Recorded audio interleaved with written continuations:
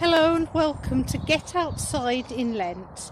I'm Reverend Judith, the minister of Anstey, Markfield and Ratby Methodist churches in little villages just outside Leicester, but also places where there's a lot of very beautiful outdoors.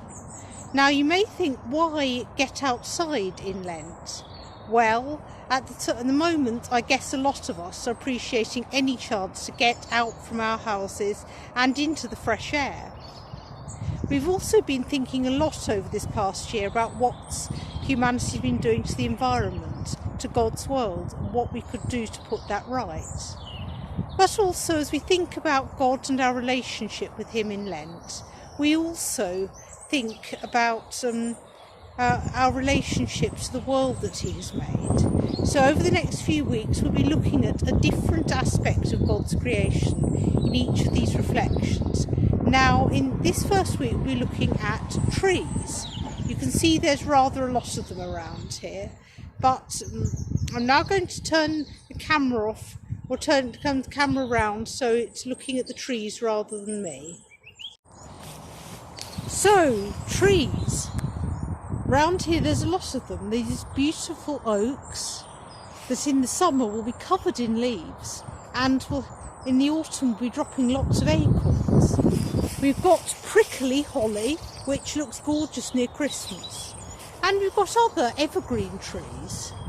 Now you see they've all got different types of leaves. Some of them don't have leaves at the moment. They're all different shapes, and yet each is created by God and loved by God, and we even more so are created by God and loved by God, no matter who we are, no matter what size or shape we are.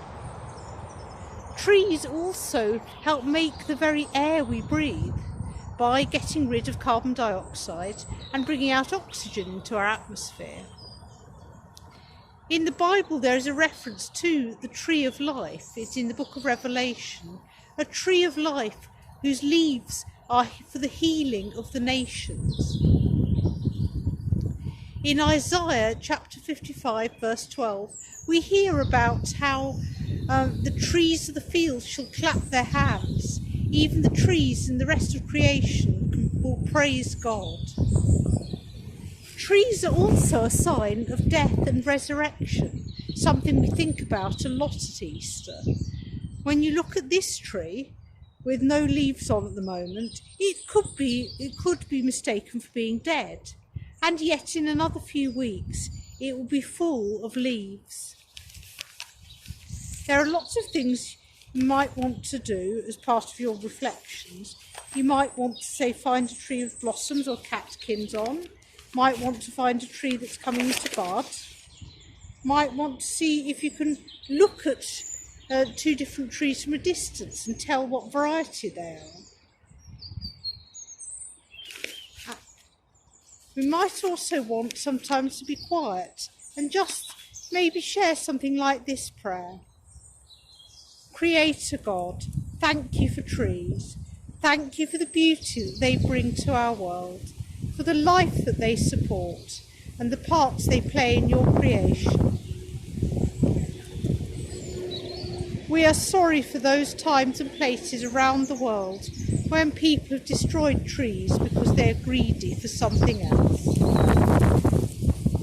Help us to value trees as part of your creation, not just for what they can give us, but because you made them and you love them. Amen.